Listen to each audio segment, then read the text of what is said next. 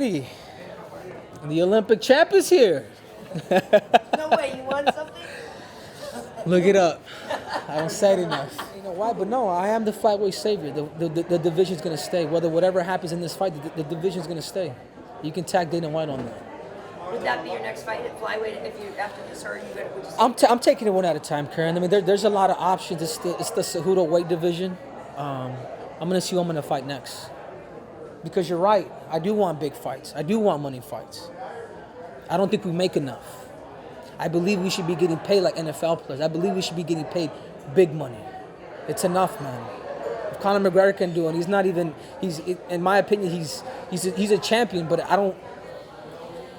He's done it for a reason. He deserves every penny that he's getting. We need to start getting paid like elite athletes. But we also have to sell it too. So I agree with the other part too. Remember, the UFC is not a mixed martial arts company, it's a marketing company. There's a reason why I got that shot at 135 pounds. There's a reason. I've been called some nasty things in my life, and I'm sick of it. I've been called a gold digger. I've been called the son of a gold. I've been called an Olympic champion, a UFC champion, Hall of Famer, author, dream catcher, dream snatcher, goat killer, the king of cringe, the greatest combat athlete of all time. But never have I been called the P word, and I'm sick of it. On June 8th, that's all going to change. I will be the next pound for pound king. And you can tell Daniel Cormier, you can tell John Jones, you can tell Khabib Nurmagomedov that there's a new sheriff in town. And his name is Henry Cejudo. And guess what? Dana White, if you're watching, he happens to be a flyweight. And you're going for a second belt this weekend. Next week there's a big 135-pound fight at Bellator. Paul and Koji Horiguchi. I know you have good friends and training partners in Bellator. They're cross-promoting with Horizon. Do you like the cross-promotion? Like, would you love to fight like one of those guys in Bellator? Or kind of? Dude, absolutely, man. Bring the Wolf over. Bring Horiguchi over. I love to cut their necks off too. Why not? And those guys are tough too. I've trained with Darian Koloff. That dude's he's an animal. I've seen Horiguchi. These guys are good, man. We can start a whole NWO here, man. New World Order, right? UFC versus Bellator. I like the idea. Why not? There was a tweet that came out literally like as you were arriving to the stage that a reporter said from a source that you were in a workout room screaming last night that there was an injury of some kind. Can you update us on the physical condition if there's any truth to that? No, absolutely not. I'm good. I'm strong. I'm healthy. I don't know where that came from. I guess maybe it was probably even given more credence by you not working out today. When did you make the decision not to work out and to do kind of a speech? No, it's because I'm under science. I'm with Neuroforce One, and they don't want me to do particular things. As you guys have kept up with my social media, I'm good. I mean, I don't know what else I gotta. That's good.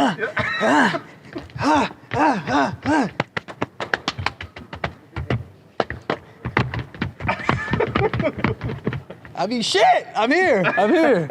So I feel good. Cool. I did have a little bump on my knee, on my right knee, but I hit the edge of the damn corner and it hurt. That's it.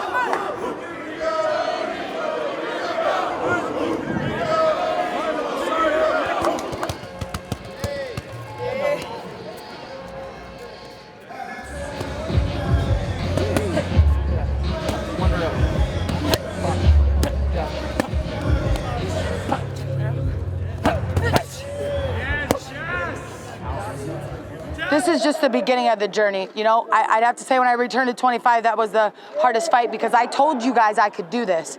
And then I just kept chipping away at this. And I'm gonna keep chipping away because this is for the people who count themselves out. This is for the people that you call losers. These are the people that you don't promote. I'm fighting this one for them, you know? And this one goes so much because every loser wins someday. And this is that day.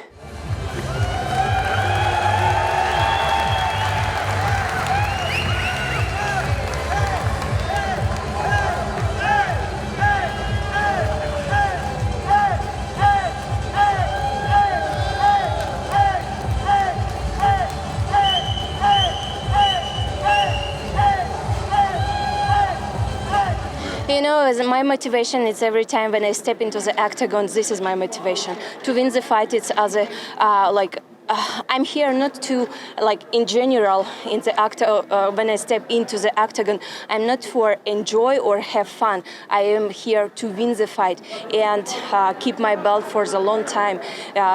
Longest time as I can. That's why, for me, this is my motivation to do martial arts. Tony Styles puts him in danger a lot, man. So we'll see if he can take the punishment. Where do you think he's most dangerous? I mean, like you, he's a pretty well-rounded guy, but is the feet more dangerous? Is the ground more dangerous? Yeah, probably his stand-up, just with the unorthodox, don't see the strike coming punches, you know. Him moving backwards, he's not very good, though. And, you know, his ground, man, I believe I'm better.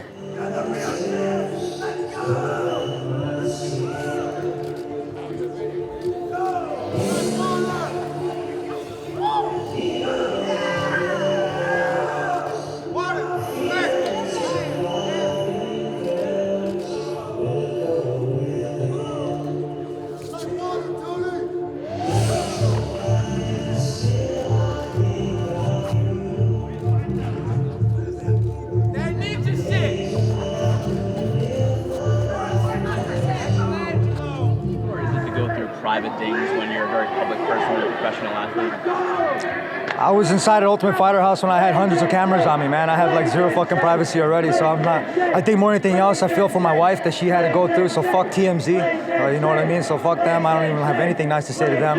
But you guys have always kept it 100. You guys have always kept it real. And I want to say you guys have watched me grow literally for a couple years, like probably like 9 solid years, 10 years. So like I said, I tip my hat to you guys for keeping it real, keeping it G, and making sure that you guys always look out for me. So 100 from my heart to yours, XTA all day. Going back to Tatiana, everyone obviously wrestling, top game pressure. Does she shine anywhere else, or is she just so dominant with wrestling that, or do people just not recognize what else, other good things she does? I feel like a lot of her opponents get overwhelmed with the fact that she is a really good wrestler, and they panic a little bit. But that's not me. You know, my ground game is way better than anyone thinks. I just don't like to play there. It's not, you know, I like to strike. I'm stronger than most of the girls she's fought, so I'm not too worried about it, you know. If I get in a bad position, I know how to get out of a bad position. I know how to avoid getting into bad positions, so I'm not too worried about it. No. And when you fought Ronda Marcos, you were submitted in the first round. Did that factor into just wanting to get right back in there, or is it just always like fight, or erase the last fight as quickly as possible? It's always fight, but that quick loss was definitely motivation to just start training meaner, start sparring with more, I guess, with more intention. And I went into the next week of training just like with a chip on my shoulder, you know, like with just like the desire to do way better, to destroy, to just like, you know, conquer my fears of performing and just go out there and be myself. So being able to implement that so soon was such a blessing, you know. Like I was able to jump in there when I'm still like hot and angry from the last loss, and I feel like that kind of showed with the Escobar fight. So how does that different coming off a win now? Do you still have that fire to just, because you're not trying to erase a loss in your last performance?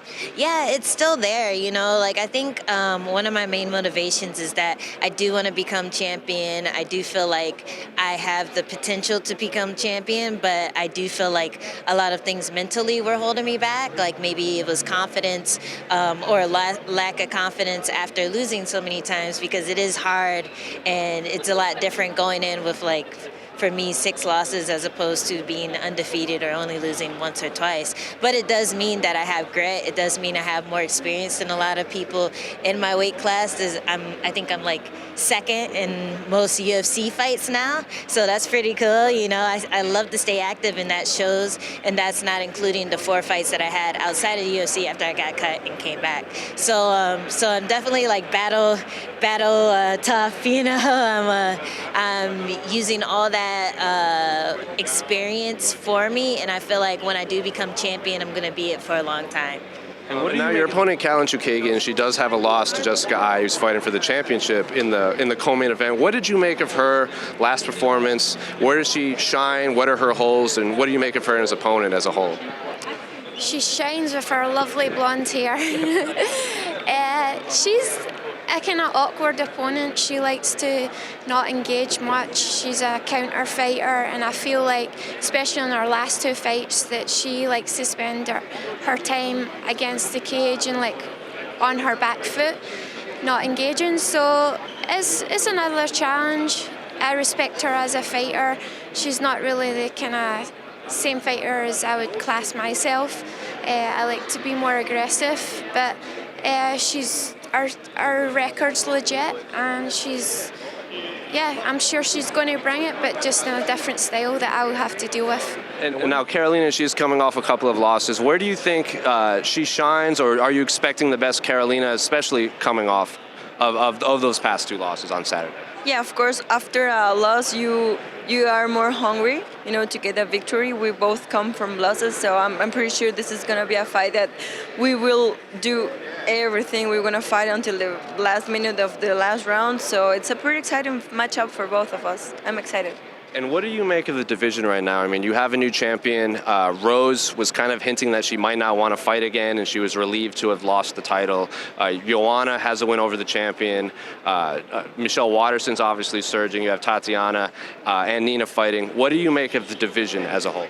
Well, the division is very active. It's really difficult. All the girls over and the top 5, the top 10 are very active and difficult, but it's amazing. You know, it pushed something in all the other athletes, you know, to train harder, to train better, to be more disciplined. So it's amazing what is happening in the strawweight division.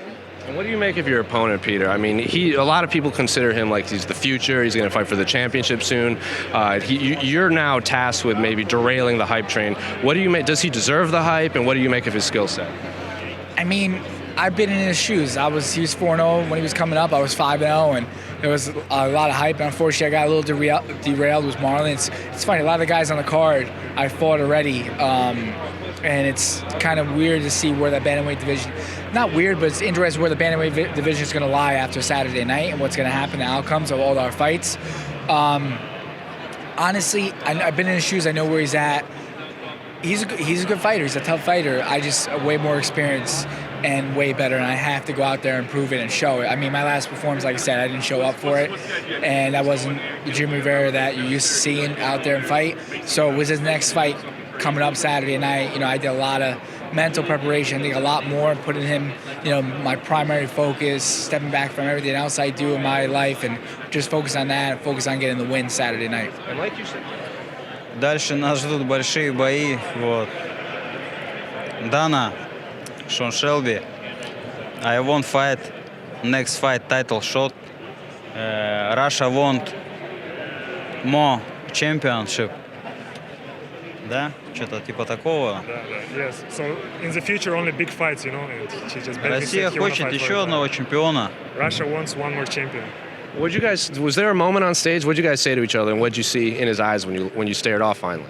Well, he said to me, he said, "I'm not smiling. You're gonna make you my bitch." And I said, "Oh shit, this guy is for real with all this potty mouth. I should have got him a bar of soap." But yeah, I told him, I was like, "How?" I was like, "It's like you're not even gonna be able to touch me. I'm too fast. You're too slow."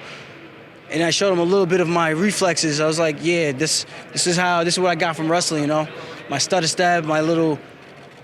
He's going to be for a rude awakening when he realizes how much harder it's going to be. And all his training that he thinks he's been doing is just not going to be the same. I don't think there's anyone who could mimic what I do.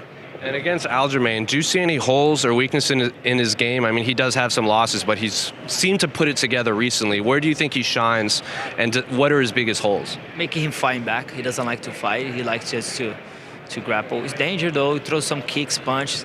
Fight's a fight. We always gotta be aware. What is the opponent is gonna bring. But other than that, I believe he's just more like the grapple style, the wrestling, holding against the fence, avoiding the real fight, and that's what I like to do, and that's what I always do. There's been a lot of buzz. Were you surprised by how much buzz compared to the main event that your fight with Cowboy got? And do you think it's because of the fight styles, or is it from the backstory for each of you?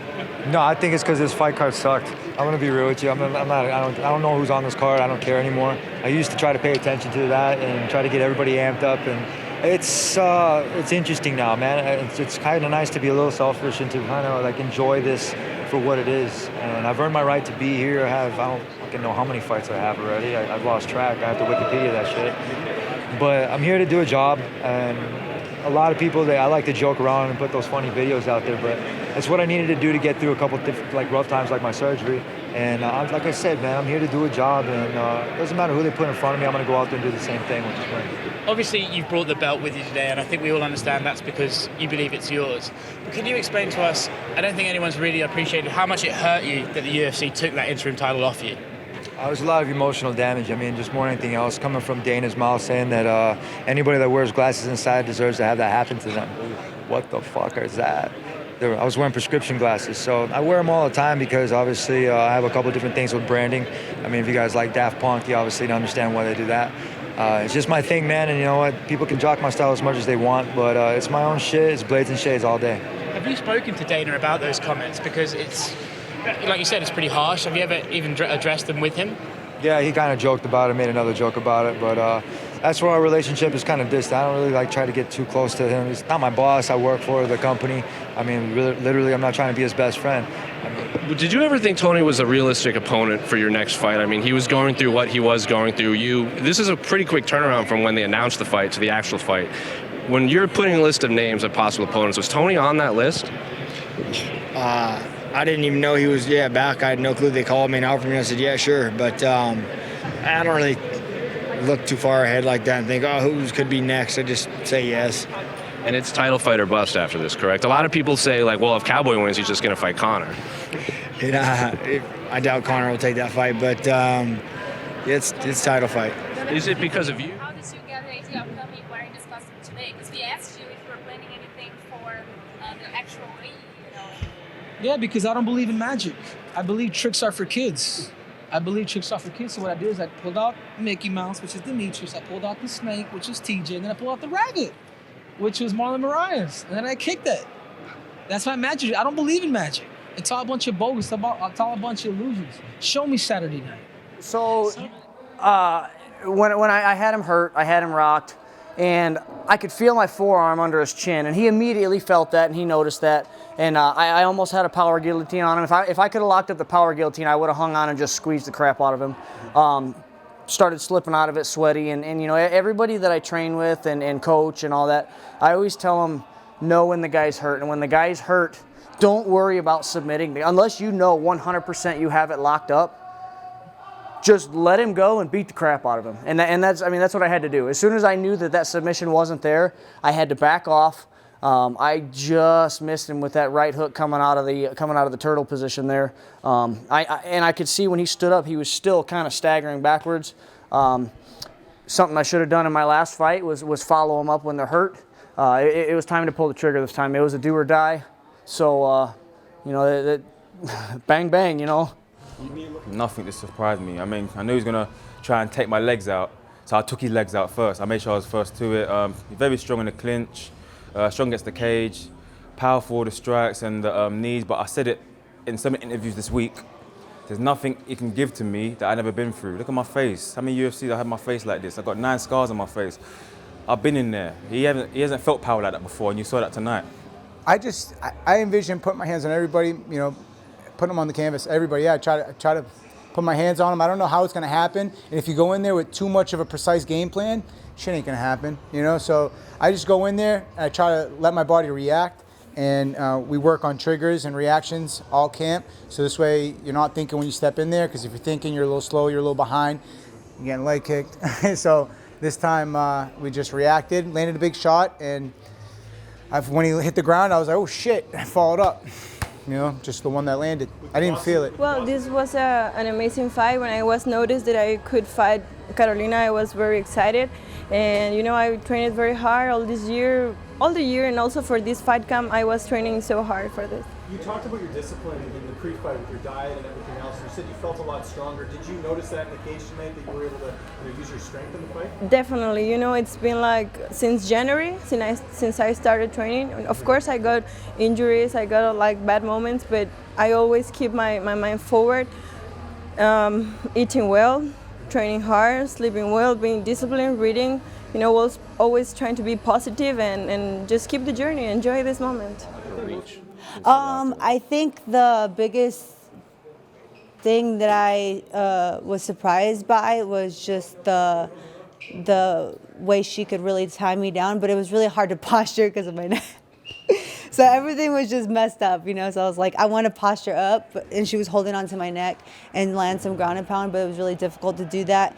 But she did a really good job at like hanging on to me and making it hard for me to let my hands go on the ground. In the third round, it looked like she was connecting a little bit more, and I don't know if it looked like it was fatigue on your part, but no, I wasn't fatigued at all. No, the arm slowing it down a little bit. I just couldn't like use my left hand, so it was really difficult. And by that time, it was just really hard for me to like think, because it was just I don't know. It's a weird injury. I can't even explain it. Did you talk to your corner about it as it was going on? The first round, I told him right when I went to the stool, I was like, my neck's messed up. And he's like, go to the single. And I was like, I did go to the single. He's like, no, you were doing a double leg. And I was like, huh? I don't know what was going through my mind at that time, but I was like, I didn't even remember what I did. So I think it was just because I was dealing with the pain that I couldn't think about anything else. So I just want to take a break a little bit, and then we will sit with my team and we will see. But I'm good to fight with Derek Lewis. It's not a bad fight for me. Do you think you will come back this year? Yeah, I want to make one more fight this year for sure. Why Derek Lewis as an opponent? Because he's southpaw, and I like to fight with southpaw, and he's big. He can take some punches. There's a lot of discussion about who the number one contender is. Aljamain Sterling earlier in the night won. I'm curious if you saw that fight and what he thought, because Aljamain said immediately, don't worry about Jan, don't worry about Rivera, I'm the number one contender. What does he think? Ну, я думаю, что он все что угодно может говорить, так же, как и я, возможно, да. Я думаю, что руководство примет решение. Я готов драться за пояс, если мне дадут такую возможность, я с удовольствием ее приму. He can say whatever he wants, just like me, but at the end of the day, the UFC will make the decision. And if they want me to fight for the title, I'm ready. He was slowing down, I think. I mean, it was just kind of like a lot of the other fights. It took me a second. We had a long year. It's not a year from the last time I fought. It's different. Maybe it took me a little bit longer to get used to it. Didn't feel like I was in the fight until like I got taken down. And then my Grand Valley roots, they just boom, it popped back up. I knew I needed to get my ass back up so he wouldn't get any of the judges' scores. The second round, I saw him slowing down, the body shots, the kicks. I think he was a little surprised with my kicks. A lot of people, when they get kicked by a surrounding, they're going to start backing down. We already knew that going into this fight, so in camp, we knew that there was no backing down. We were going to go forward. I saw him, when he was throwing more punches, I started to slip, and I started to see his confidence kind of start to decrease. And going into obviously the second end of the round, you know, that kind of sucks how it went and happened like that. I mean, it's not a way to win. Like for myself and on the side of my fans, you know, I apologize for that. Going in the third round, I don't think it would have been any different. I was going to pick him apart with jabs. I was going to hit him in the body. I mean, literally, I saw his nose go from like red to clear to red to clear from all the shots. I mean, even in the first round, I saw blood like off of my eye. And it started just dripping. I was like, oh shit, keep your hands up, man. I'm like, what the fuck? But yeah, it was a good fight, man. I'm excited about the outcome. I think I did everything that I wanted. Um, I prepared very good for the fight, and of course, I'm very happy to finish it like this way by KO, and I think everything went good. The high kick was a spectacular finish, maybe the most spectacular in women's history. Did you have an idea that might be there? Or was it a tactic that you had planned, or was it something you just saw in that exact moment? About this exact kick, it's about exact moment. But on my trainings, I train everything because being MMA fighter, I have to be able to use every single like moment during the fight. And if I see the opportunity to make KO, I can do it because I have arms. And if I see opportunity to make submission, I will able to do it because I was training for it. That's why I think it's very important to train everything. It was, hats off to Marlon Moraes. The dude is strong as steel. I remember seeing him across the cage. I'm like, damn, that's who I'm gonna fight.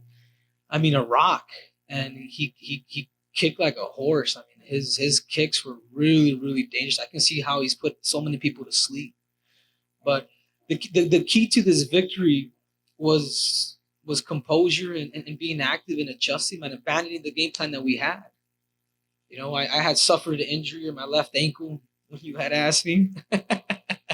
I said it was the right knee, but I had suffered it on Tuesday night, like the first night that we got there. The UFC mats, they weren't kind of some cheap tape, and I stepped on the crack, which I thought it was sealed together, and I sprained my ankle. So, the rumors were true, but I had to kind of keep it to myself, get therapy along the week. Hats off to Heather Linden for doing that. And I was able to fight through adversity again, going in with adversity and then getting kicked exactly where it was hurting. I mean, it was. I think that's also what makes this victory extremely special. Give us the game plan from here. The thing is, for me, it's safe, man. Look, I just went up. I'm a flyweight went up, and I beat Marlon Moraes on a 15-fight win streak. What's wrong with the division? Demetrius Johnson was just so dominant that it's like, it's not up to me, guys. Guys, I suffer making 125 pounds. Whether I stay up or I go, like, man, the division is good. Benavidez has a win over me. What is it? ESPN, what is it, Dana White? Let's restructure this for the sake of a bunch of families. You guys think it's easy coming up here and doing magic tricks and pulling out, snakes and rabbits out the bag? Like, man, I'm adding pressure to me. I'm adding pressure to me with a killer. A man that has 3 knockdowns in the first round. So, another thing that I'm going to talk about is I need to meet with Dana White too, man. I need a meeting with him because I need heavyweight money. I feel like I'm the face of the UFC now. And I should be I want to get paid like one. And Dana White has been great to me. He's been really good. I have nothing bad to say, but I want to make heavyweight money. I want to change this game.